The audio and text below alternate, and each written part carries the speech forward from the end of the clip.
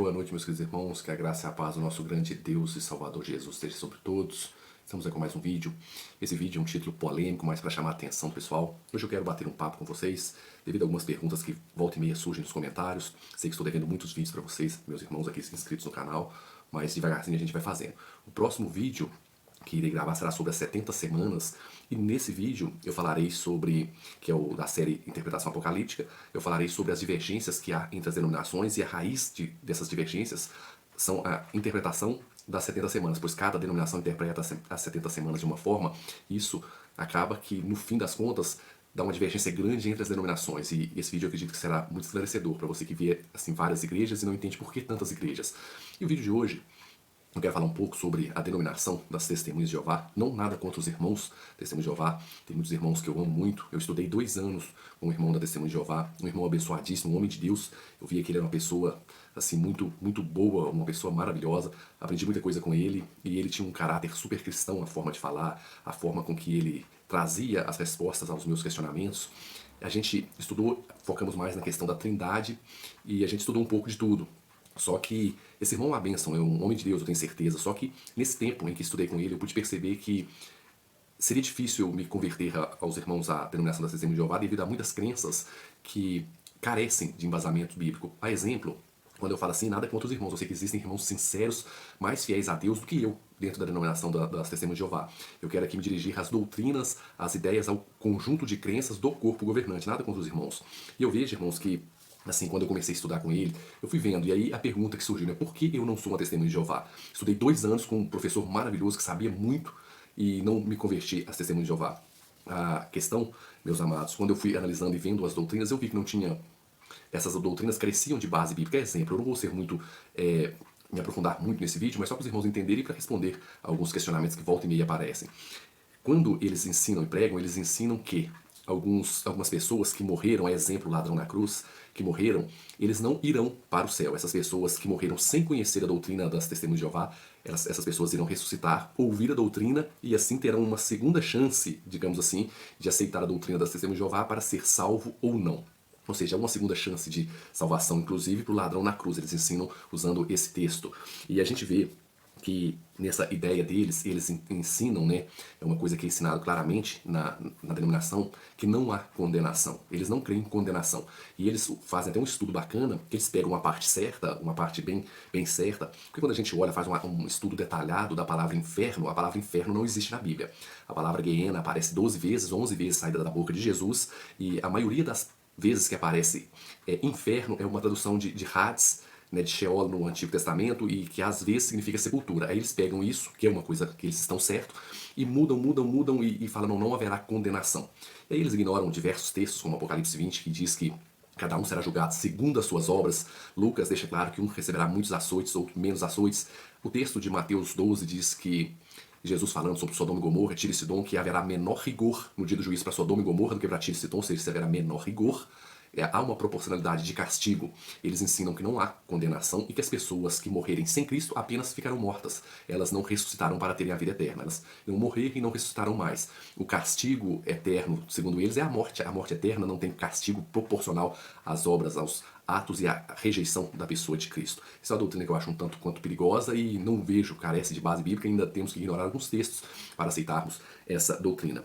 Eles, outra coisa que eles fazem, que também eu acho muito estranho, eles não aceitam que nenhum membro da denominação leia qualquer tipo de material que não seja fornecido pelo corpo governante, pela torre de vigia. Eles não leem nenhum material. Você pode dar um livro de teologia excelente para eles, que eles não leem. Isso eu acho um pouco complicado. Se você olhar na minha biblioteca aqui e do outro lado tem outra estante aqui de livros, a maioria são livros da Igreja Assembleia de Deus, da Igreja Quadrangular, das igrejas dispensacionalistas. Eu não gosto de falar, mas uma formação minha, eu sou formado em teologia reformada, que é a teologia da Igreja Calvinista, e sou adventista. Ou seja, eles não aceitam que a pessoa tenha conhecimento de outra doutrina.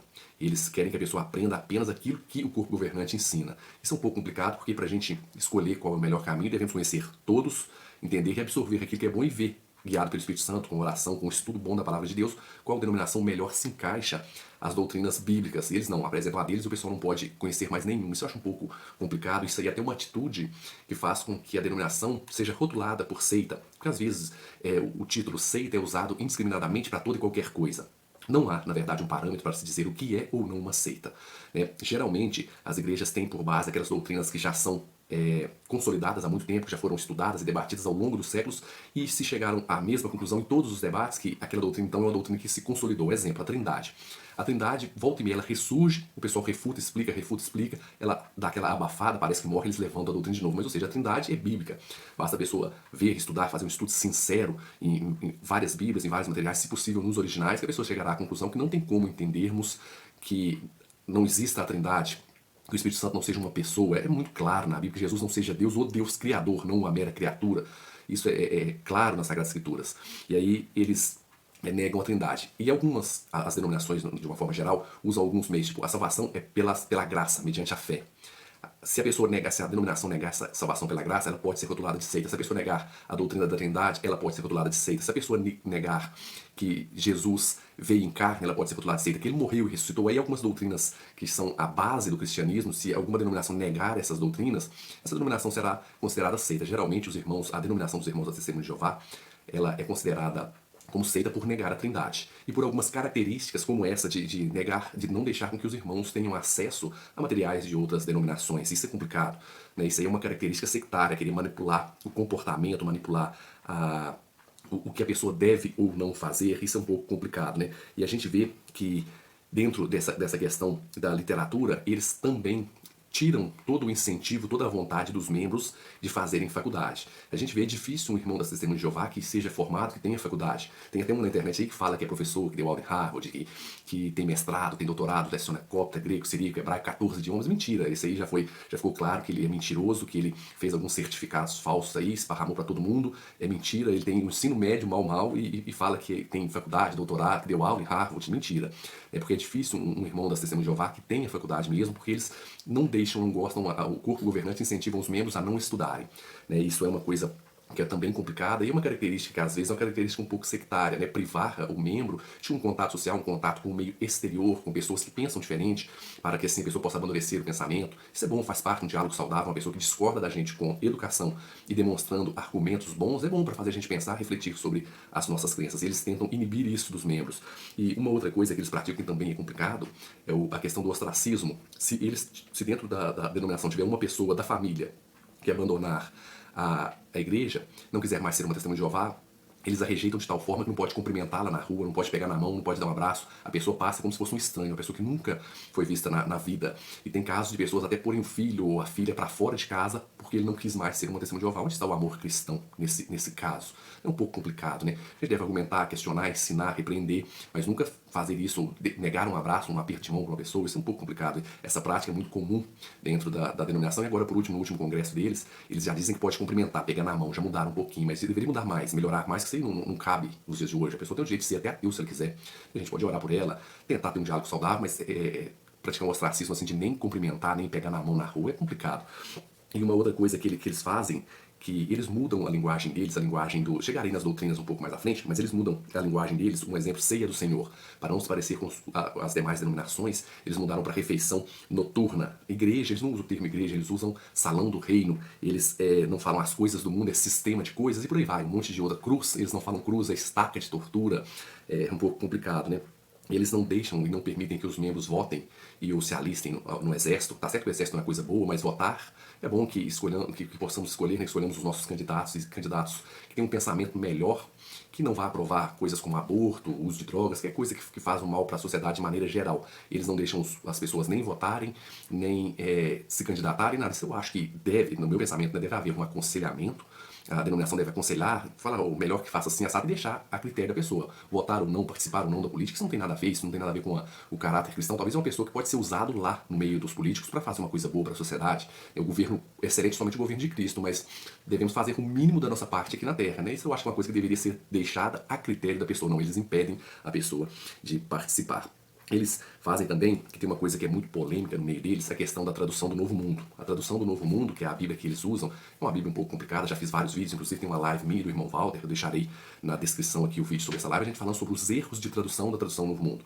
Eles cometem vários erros, eles mudam e manipulam alguns textos ali para dar a entender aquilo que o texto não quer dizer, e é complicado. Imagina uma denominação que tem a sua própria Bíblia.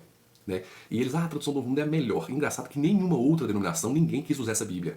Ou seja, se ela é tão boa, por que ninguém, todos os cristãos de todas as eras, todas as épocas que viveram pós-TNM, ninguém quis adotá-la? Ninguém quis aceitá-la como a sua Bíblia oficial. Só as testemunhas de Jeová que usam ela. Nem judeu, ninguém quis aceitar essa tradução. Ou seja, judeu messiânico, ninguém. Porque ela é uma tradução que é simples de encontrar ali vários vestígios de manipulação do texto. Né? E aí é uma denominação que tem a sua própria tradução, já é um pouco de se suspeitar, porque o fiel deve ler o que está escrito na sua tradução, que é uma tradução fornecida pela igreja. É complicado. Ele não pode nem ter uma outra tradução, não tem que usar a deles. Isso é também uma característica um pouco sectária. Né? A gente vê, inclusive na tradução do Novo Mundo, a gente vê que a maior promessa da Bíblia é que Jesus voltará. Na tradução do Novo Mundo eles mudaram, eu falo isso na live junto com o irmão Walter, a palavra parousia, que é na sua vinda, eles mudaram para presença. Jesus não é na vinda, é na presença de Jesus. Que os mortos ressuscitarão não é na vinda de Cristo, é na presença de Jesus. É complicado, mudam as palavras assim para trazerem um significado que o texto nem traz. E nessa ideia, eles ensinam que Jesus já voltou em 1914, ou seja, Jesus não voltará. A maior esperança que a Bíblia nos apresenta, que é a vida do nosso Senhor Salvador Jesus, já aconteceu, Jesus já voltou de forma... Eles não falam voltou, né? Jesus se manifestou em 1914 e agora está no céu e reinará no céu com 144 mil, e aqui na terra haverá um reino. Aqui na terra o reino terreno, somente os 144 mil irão para os céus. Olha quanta coisa, né? Jesus já voltou, a sua presença, essa mudança na palavra de Deus, na Bíblia deles, que é uma adulteração. Jesus já voltou em 1914, não voltará mais. Apenas 144 mil irão para os céus e o restante ficarão aqui na terra. Olha quanta divergência do que a palavra de Deus tem. Só eles creem dessa forma, que Jesus já voltou e que Jesus vai reinar no céu com uma parte de pessoas, e o restante, que é o Israel de Deus, segundo eles, 144 mil, e o restante ficarão aqui na terra em paraíso perfeito.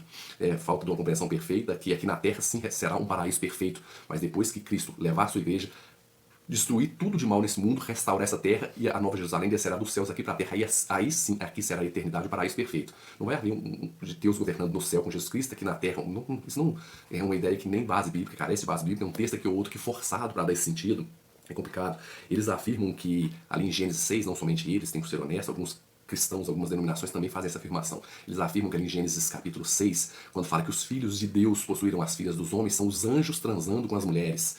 É complicado, se a gente lê o texto, assim, não precisa nem ir no original, fala, ora, naquele tempo havia gigantes na face da terra, ou seja, já havia gigantes, os gigantes não são fruto dessa suposta relação sexual entre anjos e humanos. Isso é complicado, isso não somente eles que creem assim, mas é uma crença um pouco complicada.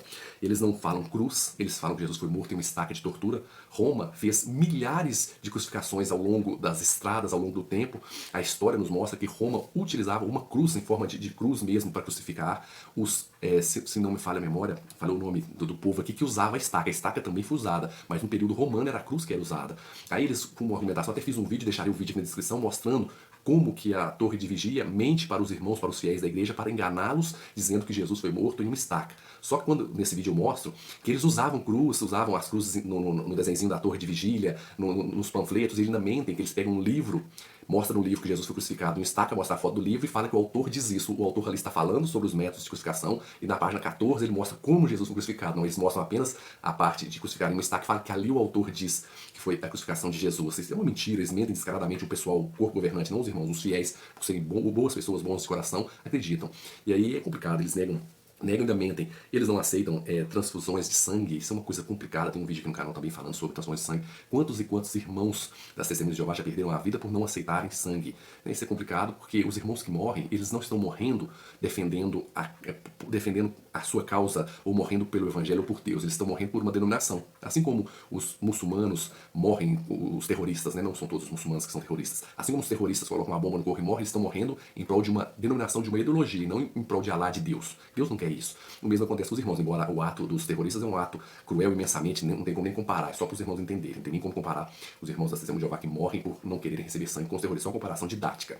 Mas é complicado, eu tenho um vídeo também, deixarei o vídeo na descrição, falando sobre sangue. E eu vejo, assim, quando a gente analisa um pouco mais das doutrinas deles, ali no Gênesis, eles acreditam que os dias da criação, aquela semana da criação, é uma semana de eras, ou seja, houve 7 eras ali. Eles ignoram totalmente a estrutura literária do texto, os complementos ali quando fala de dia, houve tarde e manhã, ou seja, do primeiro dia, Yom Erad, o dia, a palavrinha dia, né, que é Yom acompanhada de tarde e manhã, Voker, lá no texto, Boker e Eref, e o numeral cardinal, tarde, manhã do primeiro dia, eles não aceitam. Não, ali são eras, é complicado, né? O Sol foi criado no 4º dia, 4 eras ali para chegar à criação do Sol, como que as plantas viveram, eles não aceitam, né? O sábado é mencionado como o dia de descanso, que é Deus fez o mundo em 6 dias e descansou no sétimo, então todos deveriam descansar no sétimo. Se o mundo foi feito em 6 eras, então o sábado deve ser uma era de descanso, é complicado. E aí, antigamente, hoje eu não sei mais se tem essa crença, eles tinham uma crença que eram eras de 7.000 anos, ou seja, 7 eras de 7.000 anos, dá 49.000 anos, estamos na última era de 7.000 anos, para fechar esse ciclo. Antigamente eles tinham essa crença, não sei se tem mais, tem essa informação, se alguém tiver pode até deixar lá nos comentários, né? Mas é complicado. E eles não têm nenhum estudo assim sobre os mandamentos de Deus, sobre a lei de Deus. Os estudos que vi deles sobre os mandamentos de Deus, sobre a guarda dos mandamentos, são estudos muito simplórios, carentes assim de base bíblica. E um estudo que qualquer pessoa da escola sabatina da minha igreja consegue responder com facilidade os argumentos deles. Os argumentos assim simples, sem profundidade, sem analisar os textos de um lado e de outro. São argumentos Colossenses 2, 8 e 9 ali, eles usam Colossenses de uma forma simplória, sem analisar o contexto, mas isso é o de menos, né? Eu vejo que é um pouco complicado. Eu admiro muito os irmãos da Testemunha de Jeová, eles são pessoas fiéis demais àquilo que lhes foi apresentado, são pessoas excelentes, como eu sempre digo, é difícil a gente ver um irmão, tirando esse da internet que fica mentindo, falando que tem doutorado, que tem isso, tem aquilo outro, ele é um mentiroso, né? E a mentira é coisa do diabo, né? Quem mente é filho do diabo.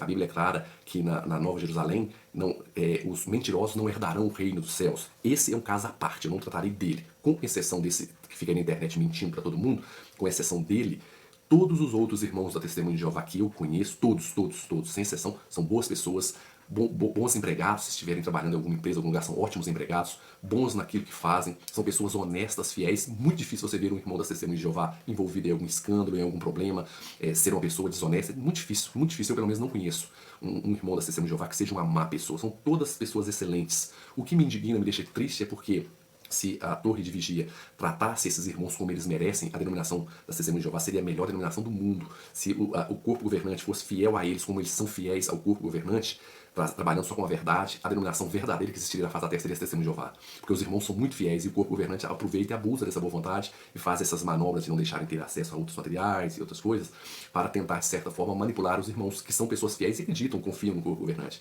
É isso que às vezes faz com que eu faça alguns vídeos ou fale mal da denominação dos irmãos da Testemunha de Jeová. E sobre todos os assuntos que eu falei aqui, sobre a Trindade, eu tenho playlist no meu canal sobre a Trindade, eu tenho vários vídeos no meu canal sobre a Trindade, vários vídeos. Tem vídeo falando sobre a tradução do Novo Mundo e às vezes o pessoal, por que você refuta tanto, fala tanto? Eu falo porque é complicado algumas pessoas da Testemunha de Jeová, principalmente alguns influencers aí, os influencers, que eles pegam, a gente responde o vídeo deles, João não pode ser traduzido, o verbo era um Deus, por isso explica as traduções, as formas de traduções, se João quisesse ser um Deus, o que ele poderia ter usado, explica tudo. No outro dia, o camarada vai lá, grava o mesmo vídeo que ele tinha gravado, que a gente refutou, os mesmos argumentos. Eles querem ganhar no grito, na teimosia, na insistência, e não no conhecimento, na troca de ideias. Por isso que às vezes assim, eu gravo tantos vídeos para poder demonstrar que senão eles ficam gravando, repetindo os mesmos argumentos, como Zacarias 12:10, eles falam que ali não é e olharão para mim, Deus falando e olharão para mim aqueles a quem transpassaram. Eu fiz um vídeo excelente, fiz um vídeo com análise muito exegética. No outro dia o camarada foi lá e gravou um vídeo falando sobre aquilo, nada a ver, sem argumentos, sem base, sem nada. E complicado a gente estar sempre gravando por isso. Peço perdão aos irmãos da Testemunha de Jeová que se sentiram ofendidos por esse vídeo. Meu intuito aqui não é ofendê-los, eu tenho uma enorme admiração. Vocês podem me odiar, podem me xingar. Um dia, no futuro, vocês verão que esse vídeo é com o princípio de amor, de carinho e de consideração por você, que é uma pessoa sincera e está lá em uma igreja que não dá o devido valor e tem a devida sinceridade que você merece. Você um dia entenderá, mas eu faço esse vídeo com o maior carinho e tenho o maior respeito pelos irmãos da Testemunha de Jeová. Espero que esse vídeo possa ajudar. Estaremos aí continuando a nossa série sobre Apocalipse. E se você tiver alguma dúvida de algo que eu falei, deixarei alguns vídeos na descrição. Que o eterno Deus de Israel abençoe você e abençoe a sua família. Que possamos juntos crescermos no conhecimento da palavra do Senhor.